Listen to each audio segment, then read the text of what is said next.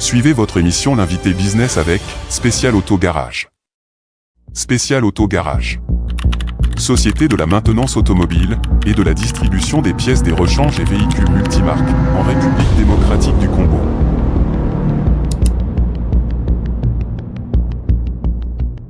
La Gécamine.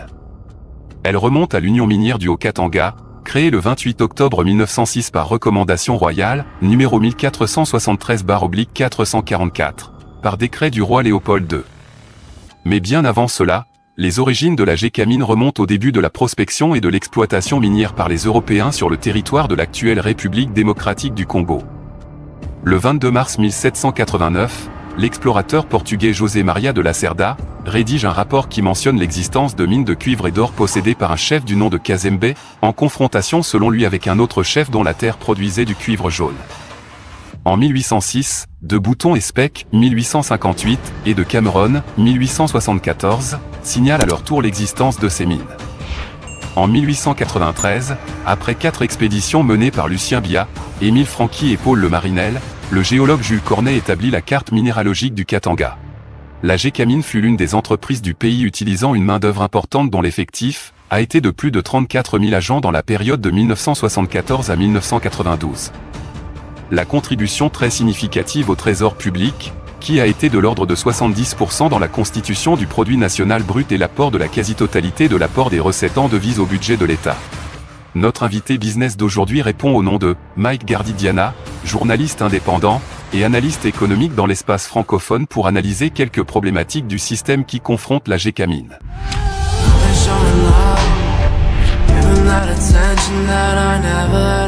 Bonjour, bienvenue dans la chaîne francophone de l'économie, InfoSag avec l'émission Invité Business. Aujourd'hui, Invité Business, c'est quelqu'un qui est connu en République démocratique du Congo, économiste et journaliste.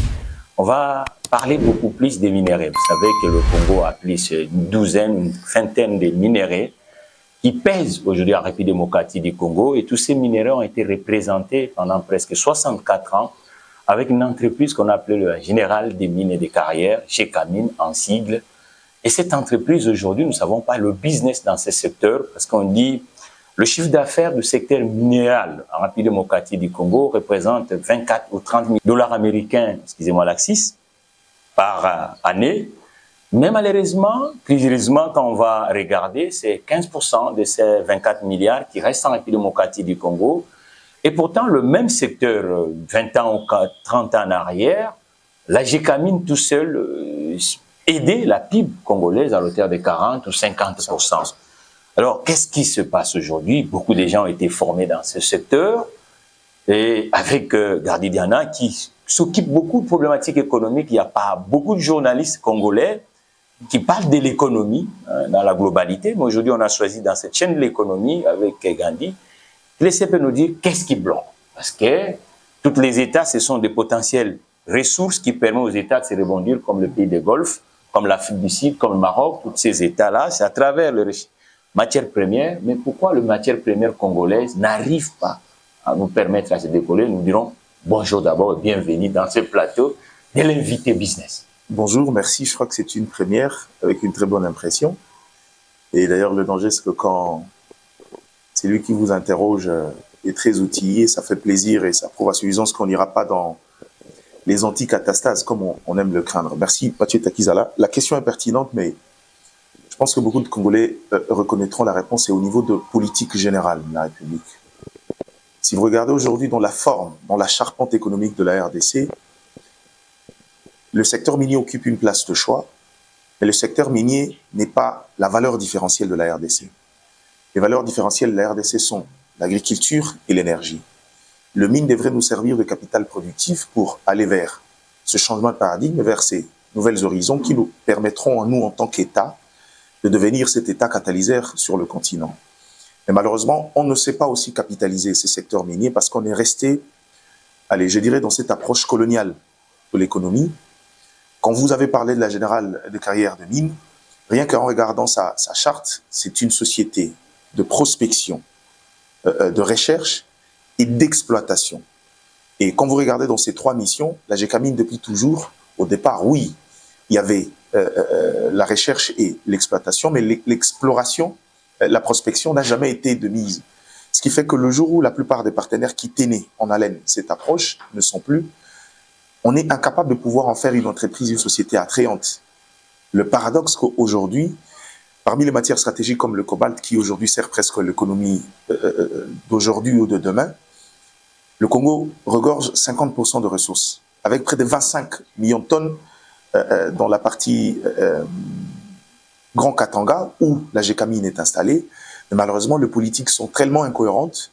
Et aujourd'hui, j'ai envie de dire que c'est une société presque bradée, à vil prix, par certains expats qui tiennent en haleine. Il y a eu une véritable influence de l'extérieur qui, dans le but de fragiliser pour laisser un peu le boulevard à ces derniers, continue à nous maintenir dans cet état de colonisation où, quand on ne sait pas faire la prospection, on ne sait pas juger de la valeur, de la vraie teneur de nos propres produits. Quand on arrive à la phase de la commercialisation, on ne sait pas, en tout cas, fixer convenablement le prix. Et au-delà de ça, quand on rate les deux étapes, on ne sait pas créer de la valeur ajoutée, notamment avec la transformation sur place. On ne sait pas l'imposer, ce qui fait qu'on ne sait pas très bien profiter de ces secteurs-là. Mais est-ce que sommes-nous capables de pouvoir le faire? La réponse est oui. Mais pour ça, il y a plusieurs préalables avant de pouvoir arriver, parce que dans les questions de mine interagissent aussi les questions de la géopolitique internationale, aussi surtout beaucoup la question de diplomatie et le choix des différents partenaires, et surtout dans la multilatéralité. Kinshasa on met beaucoup trop de bêtises, surtout dans les approches économiques. Peut-être qu'on aura le temps d'en parler. En termes de business, est-ce que vraiment l'exploration de matières premières minérales, on a vraiment fait ça comme c'est un outil de guerre économique en République démocratique du Congo? Parce que pendant 60 ans, chez Gandhi, on creusait le brut. C'est-à-dire que la transformation, c'est celui qui transforme, qui essaye de gagner l'espace. Mais malheureusement, en République démocratique du Congo, aujourd'hui, on parle plus de l'alternative énergétique avec le batterie électrique. Donc, voyons que tout l'Occident est en train de partir dans cette allure de l'industrie de l'automobile qui, en commençant des États-Unis et tous les États du monde. Mais maintenant, la transformation, nous faisons 60 ans. Qu'est-ce qui fait que dans ce secteur, nous avons cet opérateur qu'on appelle la Générale de Mines, mais les entrepreneurs des capitaux congolais, pourquoi on ne les voit pas, on ne les sent pas? On dirait que c'est un secteur qui est réservé uniquement aux acteurs étrangers. Oui, mais parce que, faut dire vrai, c'est un secteur de riches. C'est-à-dire, pour pouvoir s'élancer dans le secteur minier tel qu'on a édicté les règles aujourd'hui, il faut avoir des capitaux, je dirais, hors normes. Ce qui fait que généralement, on limite. À la limite, le Congolais s'intéressait, pouvait se réunir en consortium et pouvoir établir un vrai rapport de force, mais il faut reconnaître, il n'y a pas que dans le secteur minier. Dans différents secteurs porteurs de croissance, les Congolais ne sont pas très regardants. Les Congolais sont beaucoup plus commerçants. Dans des petites zones, c'est vrai que ce n'est pas l'intelligence qui manque, ce n'est pas l'argent qui manque, mais il y a une forme de crainte et cette forme de propension vers l'informel, et malheureusement qui a fini par gagner aussi la population. Vous avez évoqué le secteur, mais aujourd'hui il y a aussi une crainte. J'ai parlé tout à l'heure de la géopolitique. Aujourd'hui, vouloir imposer les opérateurs congolais dans le secteur minier, surtout en ce qui concerne les matières stratégiques, vous verrez qu'il y aura une vraie bataille diplomatique qui va s'engager. Par exemple, quand on parle de la prospection, aujourd'hui, la France a fait de son mieux. Et je comprends pourquoi aujourd'hui il y a ce rapport avec la France qui s'est bonifié, parce que la France, sachant profiter de l'occasion, la RDC regorgeant de matières stratégiques, il y a un vaste marché qui s'ouvre. Au lieu de nous permettre de toujours aller chercher l'expertise australienne, la France veut se positionner dans cet espace de prospection pour pouvoir profiter de ces marchés et se faire un peu la malle. Mais la RDC, malheureusement, ne sait pas comprendre toutes ces histoires-là. Et vous verrez que même quand vous parlez de 60 ans, en ce qui concerne la transformation, ça encore une fois de plus, on est en train de subir la démonte de l'Occident, en fait. L'Occident, sachant qu'il y a une forte demande aujourd'hui, notamment avec l'économie numérique, notamment la technologie, nous pousse justement à vouloir combler un besoin. Or, s'ils nous permettent de transformer ici, c'est-à-dire qu'on risque de partager le marché. Il faut transformer en brut, ils vont créer la valeur ajoutée pour continuer à asseoir leur hégémonie, même sur l'approche commerciale en matière technologique, et continuer à nous tenir à l'écart de ces marchés. C'est à nous de pouvoir trouver les justes milieux, trouver l'équilibre. Comment l'Afrique décide fait qu'à part les sociétés d'État, on trouve quand même des industriels sud-africains dans ces secteurs. Le même secteur, quand vous partez par exemple ici, même en Afrique, il y a des États miniers où on sent qu'il y a un capitalisme quand même d'affaires, de business local qui s'installe. Est-ce que chez nous, c'est le marché financier qui est faible? Qu'est-ce qui c'est là? Pourquoi cette paradoxe? Parce que la première fois qu'on a eu des Congolais qui entreprenaient dans ce secteur d'une façon industrielle, c'était le vieux Dokolo, qui a racheté une société américaine dans le domaine minier. On a vu la terre qui était politique, bon, lui peut-être parce qu'il était politique, Moïse Katumbi qui n'était pas comme Chrysler ou une société d'exploration minière, mais c'était une société de la logistique, la sous-traitance. Sous-traitance, oui. Alors, comment on peut continuer comme si tout va rose au moment où on n'a pas d'acteurs, parce que nous attendons les royalties. On a fait une loi ici, que vous connaissez bien, et qui devait faire que le 40% retourne dans le système économique congolais. Oui. Mais malheureusement, nous attendons toujours. Est-ce qu'il ne faut pas refaire que le business de mine profite aussi quand même aux industriels de la République démocratique du Congo?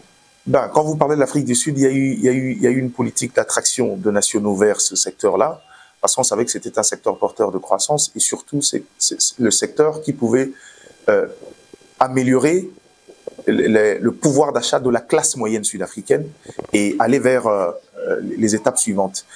Chez nous, je pense qu'il y a aussi quelques politiques qui ont été mises en place, notamment avec la nouvelle réglementation sur la sous-traitance, question de permettre aux Congolais d'intégrer le circuit minier, comprendre les enjeux, l'écosystème, et puis après avoir de l'ambition pour pouvoir y aller.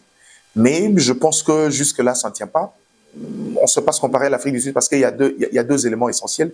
Il y a, c'est vrai, les politiques générales mises en place, mais aussi la question de la culture. J'ai parlé tantôt dans mon propos, le Congolais ont souvent peur de ces secteurs-là. Quand vous avez parlé de Dokolo, il vous souviendrait que c'est quelqu'un qui était ami aux politiques. Ça veut dire que c'était un vrai homme d'influence qui pouvait facilement intégrer ces marchés-là sans craindre d'être anéanti soit par des OPA hostiles, soit par des règlements de compte pouvant provenir de l'extérieur. On reviendrait sur les autres qui se sont aussi permis dans différents secteurs, notamment dans le secteur de la banque. Après les autres, vous verrez que c'est des gens qui avaient une certaine proximité avec la politique. Et je crois que c'est ce qui me fait dire à moi, depuis toujours, on a construit une politique de la politicocentrisme où tout passe par là et que la plus grande force de la société, même en termes de production, doit provenir forcément de la politique ou des politiques. Et c'est ça notre plus grand danger. Aujourd'hui, je prends un exemple. Mathieu Takizala, qui aujourd'hui est, je me permettrai de vous appeler futuriste, dans l'idée de les gens qui ne sont pas arrêtés sur les politiques d'aujourd'hui, mais qui voient le lendemain, viendra pour pouvoir apporter un changement. Mais puisque l'extérieur, dans des secteurs clés comme les mines et autres, maintiennent l'État en haleine, vont créer forcément des digressions au coup de problème pour vous mettre à l'écart. J'en sais de quoi je parle. J'ai longtemps été avec le minier. Il y a quelqu'un, je me permets de citer son nom, Liu Atum, qui est un Congolais, qui a dirigé plusieurs sociétés minières, Kibali Gold Mine et puis autres. À un moment, ils se sont permis de pouvoir ouvrir une joint venture pour pouvoir permettre à ce que le Congolais prenne quand même part active dans ces histoires-là. Mais nous connaissons tout ce qu'ils ont vécu. Ils ont vécu une forme d'acharnement comme pas possible. Aujourd'hui, c'est vrai, il a tant soit peu résisté, mais il n'est pas dans la même logique de pouvoir atteindre des capitaux aussi importants que les autres qui viennent de l'extérieur, qui viennent avec l'appui des États. Et c'est ça la faiblesse. On a presque étatisé le secteur minier de la RDC, qui est devenu, pour moi, l'extension de la colonisation des Occidentaux. Ce qui fait que c'est devenu un marché très restreint, où le peu de Congolais qui peuvent s'y intéresser vont forcément laisser des plumes en mettant la tête. Mais aujourd'hui, il y a quand même des politiques d'attraction à côté pour leur permettre d'intégrer. On espère qu'ils vont y arriver et que l'État congolais va protéger.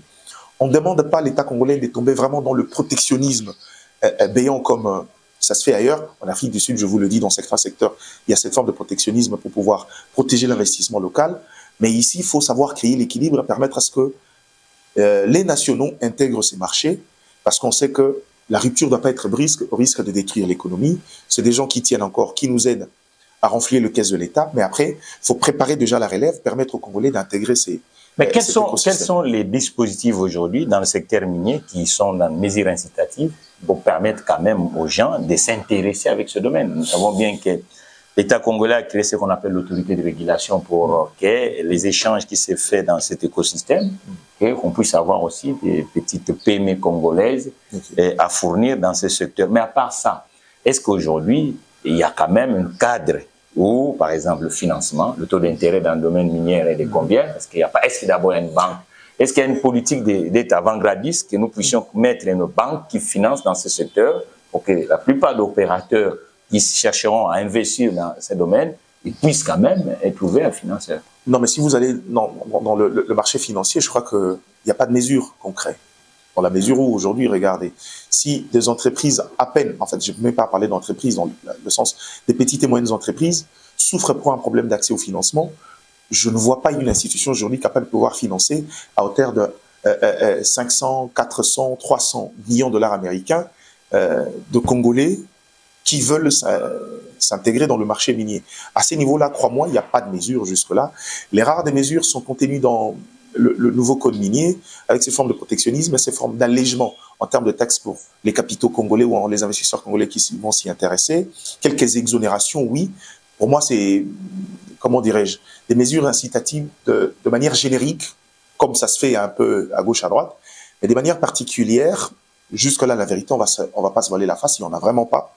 Et aussi, le deuxième élément, heureusement que vous l'évoquez, le problème d'accès au financement.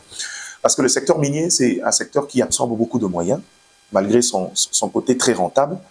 Et je ne pense pas qu'aujourd'hui, le peu de Congolais qui ont le moyen pour pouvoir s'intéresser auront l'accompagnement de l'État. Je l'ai dit toujours, je vais rappeler une règle, c'est que moi, je pense qu'aujourd'hui, le Congo a besoin, au lieu de nous continuer à nous mettre en place de fonds de garantie, de fonds de promotion, de fonds, le Congo a besoin des vraies banques d'investissement. Des vraies banques d'investissement qui vont permettre à la RDC ou encore aux Congolais de pouvoir s'intéresser aux vrais secteurs porteurs et de pouvoir justement accroître la productivité des entrepreneurs congolais. À ce niveau-là, je pense que votre question vaut une interpellation, que les autorités s'en saisissent. Si on veut amener les gens dans un secteur aussi important comme les secteurs miniers, il faut leur permettre aussi d'avoir le moyen de leur politique. Quand on voit Emmanuel Macron qui s'achime avec des patrons, oui. Pourquoi l'Afrique francophone, on dirait, on est péré de s'achimer? On voit pour rare de voir des présidents d'Afrique francophone et s'afficher avec des patrons. C'est comme si on a cette culture-là, à part Mobutu qu'on a vu ici, qu'il s'affichait complètement avec des patrons. Il n'y a pas des jours. À Paris, on a vu que les grands patrons étrangers qui investissent au niveau de la République française, dans tous les domaines, Emmanuel Macron s'affiche avec les 180 patrons. Mais au Congo, c'est rare de voir quand même les dirigeants dire voilà, parce qu'on ne peut plus continuer, pour moi, que le premier employeur reste que l'État. Parce qu'aujourd'hui, deux tiers de ce qui se crée en valeur salariale, c'est du côté de l'État. Donc, du côté des privés est faible, parce qu'il n'y a pas vraiment des mesures incitatives. Vous, en tant que journaliste qui s'intéresse dans la chose économique, qu'est-ce qu'on doit faire concrètement? Parce que là, la population a soif d'être en mouvement. Ben, je crois que pour résoudre ces problèmes-là, faut rompre avec cette forme de méfiance. Je crois qu'il y a une culture qui s'est installée depuis un moment. Les politiques regardent en chaîne de faïence le monde patronal, notamment avec les quelques tensions qu'il y a eu avec la FEC et autres en interne. Les politiques ont souvent tendance à croire que ceux qui vivent dans ce monde-là sont opposés à la démarche politique. Moi, je peux comprendre pourquoi. Dans le fond, c'est question de culture et d'approche. Quand vous arrivez, le patronat, c'est des gens ce sont des créateurs de richesses, des producteurs de richesses. Les politiques sont beaucoup plus dans les missions régaliennes, dans les missions philanthropiques de l'État et autres, mais ne savent pas que quand on veut parler de la productivité d'un État, tout passe par ces gens-là. Qu'est-ce qu'il faudra faire? Ben, je suis heureux de répondre à cette question parce que on a eu la chance de travailler récemment ici sur un cadre partenariat public-privé au niveau de la cellule climat des affaires de la présidence, avec un groupe d'amis, particulièrement avec un ami, Félix David Moala, qui est membre de cette cellule-là. Dans les propositions, on a estimé qu'il était grand temps de rompre cette distance qu'il y a entre l'État congolais et le monde des affaires. Il fallait créer un cadre permanent d'échange qui permettra d'anticiper les différentes questions qui peuvent surgir. Aujourd'hui, je vais prendre un exemple avec ce qui se passe dans le secteur des hydrocarbures. Cette rupture de confiance qu'il y a, malgré que l'État, malgré que le secteur des hydrocarbures est le secteur qui bénéficie de la plus grosse enveloppe sociale de l'État, et pour moi, la seule et la plus grande qui puisse bénéficier directement aux Congolais, notamment avec la compensation en matière de prix de consommation de carburant. Mais on ne sait pas anticiper les crises parce qu'il n'y a pas un rapport cohérent entre les politiques et ce monde-là. Or, si on crée un cadre permanent d'échange, il permettrait de mettre en place des politiques, à la limite, disons, triennales, quinquennales et autres, permettre à l'État de ventiler un peu, de savoir anticiper tout ce qui peut arriver comme crise. À mon sens, très conjoncturel, mais qui résulte pour la plupart des cas dans le cadre des incompréhensions. Cette manque de communication, cette manque de confiance qui règne entre les deux. On a réfléchi sur cette approche-là, permettre à ce que le numéro 1 de la République, le chef de l'État, puisse de temps en temps être en contact avec le patronat, entouré bien sûr de techniciens de son exécutif et la représentation du Parlement. La première de quoi on avait réfléchi, c'était se mettre autour du système OHADA, essayer de voir. Depuis un certain moment, il y a eu une proposition de loi dans ce sens-là, proposée par celui qui est maintenant ministre de l'EPST, mais que cette loi-là continue encore à en souffrir parce que j'ai comme l'impression qu'il y a une forme de réticence vis-à-vis de cette approche dans le système congolais, même si d'application de manière très partisane dans certains secteurs. Mais bien au-delà de ça, on s'est rendu compte que finalement, le monde patronal réagit parfois comme des belligérants parce que c'est des gens qui réfléchissent en termes d'intérêt, en termes de revenus, en termes de productivité, et que le politique ont tendance à emmener ces gens-là dans une culture qui n'est pas propice au monde des affaires. Or, il faudra que le deux mondes arrive à s'entendre. Il faudra que le deux mondes arrive à concilier les intérêts. Il faudra que le deux mondes... Cette scission-là, je lui dis par exemple à l'époque, Jeannot Mbemba avec Maréchal Mobutu, c'était quand même les meilleurs amis. Ils s'échangeaient de colo, et quand on voit Kisombe, qui même est arrivé à rentrer en politique active, et pourquoi aujourd'hui on voit vraiment qu'il y a une scission? On voit que les hommes d'affaires, on a vu même avec l'aîné Albert Lyouma ici, c'était vraiment comme si c'était les ennemis. Et pourtant, ce sont les deux mondes dans tout le pays du monde qui permettent que la société innove, que la société avance. Bon, en fait, si on le prend dans ce sens, je crois que même aujourd'hui, moi j'ai vu autour de Félix Tshisekedi, il y a des gens, c'est pas des gens qui tiennent des entreprises, des grandes factures, ce sont des juniors à gauche, à droite, mais il y a quand même des gens qui produisent quand même, peut-être à faible échelle, oui, mais de manière globale, pas de manière très personnelle, le rapport entre les politiques et le monde entrepreneurial est souvent très confus. Pourquoi? J'ai comme l'impression qu'aussi la politique a un peu asphyxié ces secteurs-là. Je ne veux pas expliquer à vous la pression fiscale de la RDC qui est un vrai casse-tête, un vrai poison pour le domaine de l'investissement. Je ne veux pas vous rappeler ici aujourd'hui cette forme de paupérisation du monde de l'entrepreneuriat par les politiques via le service de l'État, les taxes à outrance, le rançonnement à gauche à droite, faire des entreprises de caisse de résonance, avoir tendance souvent à aller torpiller les entreprises pour leurs intérêts personnels. Je ne vous dis pas combien les politiques s'immiscent parfois dans les gestions des entreprises, notamment les télécoms en savent quelque chose. Vous voyez, ces systèmes-là, un peu de prédation de politique vis-à-vis des entreprises, créent aussi, favorisent cette méfiance. Mais dans le fond, je crois qu'il faudra qu'on quitte cette dimension-là, parfois interpersonnelle. Les études des organismes sérieux comme la Banque mondiale, comme FMI, tout ça, ainsi de suite, qu'on respecte dans le continent parce que ce sont des spécialistes, ils disent que c'est la partie privée qui peut permettre à l'Afrique des revenus. Donc il faut quand même que, si nous voulons avoir aujourd'hui les entrepreneurs et ceux qui sont sur le terrain, doivent être visibles. Voyons que nos entrepreneurs aujourd'hui ne sont pas visibles dans les espaces publics, le contractuel est absent, le financement est absent, le mine aussi c'est la formation, il n'y a pas de chambre des mines, que quand même celui qui veut débuter dans ce secteur soit formé par les anciens qui ont entrepris dans ce secteur. Oui, il y a une chambre de mine, mais qui, pour moi, ne fait pas le travail dans son sens correct. Il y en a, mais il y a encore beaucoup de choses à redire. Mais dans le fond, quand vous le dites, je ne pense pas que c'est question de rapport. Je crois que pour l'élite qu'on a en République démocratique du Congo, on doit savoir qu'aujourd'hui, seul le secteur privé pourra résoudre beaucoup de problèmes dans le marché économique de la RDC. Je vais prendre deux exemples. Prenons par exemple l'exemple en matière de création d'emplois. Si aujourd'hui on ne sait pas avoir une administration efficace, c'est parce que la demande importante qu'on a est déversée de là-bas. Parfois, cette demande est déversée sans qu'il y ait en retour un vrai besoin dans l'administration. Ce qui fait qu'on a un nombre pléthorique de fonctionnaires de l'État qui foutent rien, qui consomment gratuitement l'argent de l'État. Comment compenser? C'est créer une stimulation. Pourtant, on est une société où les jeunes ont cette forte propension vers le secteur informel, vers la créativité, la productivité. C'est plutôt question de moyens. C'est pas question d'intelligence, mais c'est question de moyens d'accès au financement qui pose problème. Ça veut dire que créer cette émulation-là vers l'ouverture du secteur privé dans la création d'emplois, lui donner une sorte de, pas monopole, mais une sorte de prépondérance, permettra d'alléger et d'apporter à la fois la question de la qualité dans l'administration. Parce que l'État ne peut pas aller priver à quelqu'un qui a besoin d'un emploi, qui a eu son numéro matricule, on ne peut pas les lui retirer juste parce que on estime qu'il n'y a pas eu demande. Et c'est ce qui pollue, en fait. Deuxième exemple, on parle aujourd'hui de la problématique de l'inflation monétaire. Mais Mathieu Taguizala, nous tous, nous le savons, nous connaissons. Moi, j'ai toujours dit, c'est des périodes où si vous le gérez mal, on connaît souvent des tensions d'ordre monétaire. La période de fin d'année où c'est des périodes à grande consommation, où la plupart des importateurs sont des expatriés.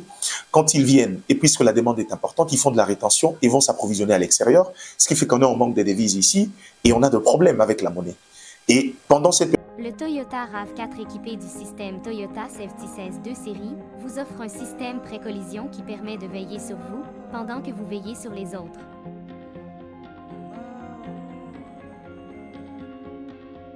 Actuellement, équipez-vous Toyota RAV4 chez Spécial Auto Garage. Là, si nous gérons très mal, c'est généralement des périodes qui occasionnent toujours une dépréciation de la monnaie.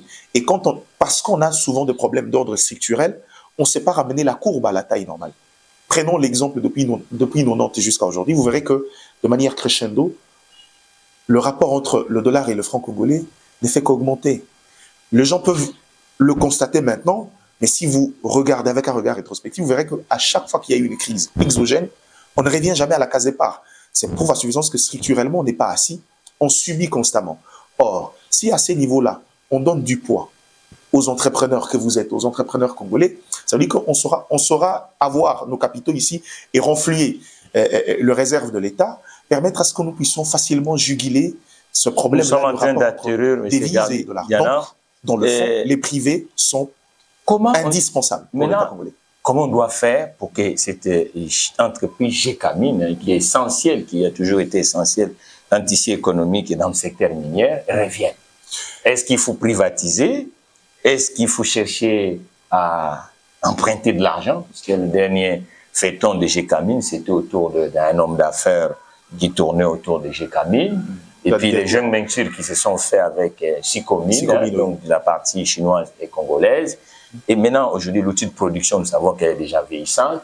Est-ce qu'on a évalué un plan pour la relance de cette unité de production qui est essentielle dans ce secteur? Je ne sais pas dire s'il y a eu un plan. Jusque-là, je n'en connais pas. Le seul plan que j'ai connu jusqu'à aujourd'hui, c'est que quand vous parlez de privatiser, je pense que la privatisation de la Gécamine date depuis toujours. C'est une société de droit privé dont le part sont détenus était ou détenu encore à 100% par l'État, mais je ne pense pas.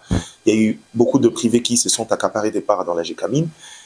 Ce n'est pas en soi un problème, mais le problème, c'est dans les sérieux au niveau de l'État congolais. J'ai toujours dit l'État congolais, dans ces secteurs-là, se comporte comme étant un patron voyou.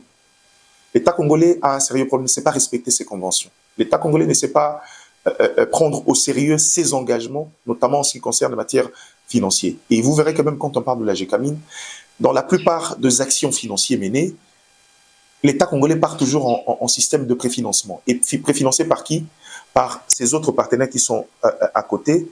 Ne soyez pas étonnés qu'après, ces autres partenaires exigent beaucoup et profitent presque de tout ce qui est comme rentabilité de la société et que l'État ne se retrouve pas. Pour moi, si ça n'attenait qu'à moi, je pense qu'on devrait revenir à l'ancienne configuration, retourner à l'État, c'est part à 100%, mais cette fois-là, changer le mode de gestion. Pour moi, le management, il faut les confier à d'autres personnes. Nous vous remercions pour cette invitation que vous avez honorée de l'invité business. Donc, à la prochaine occasion, c'est dans l'idée. C'est toujours un plaisir de revenir et surtout quand Mathieu Taguizala en face. Le plaisir est partagé. Merci beaucoup. InfoSag, première chaîne des entrepreneurs et investisseurs en République démocratique du Congo.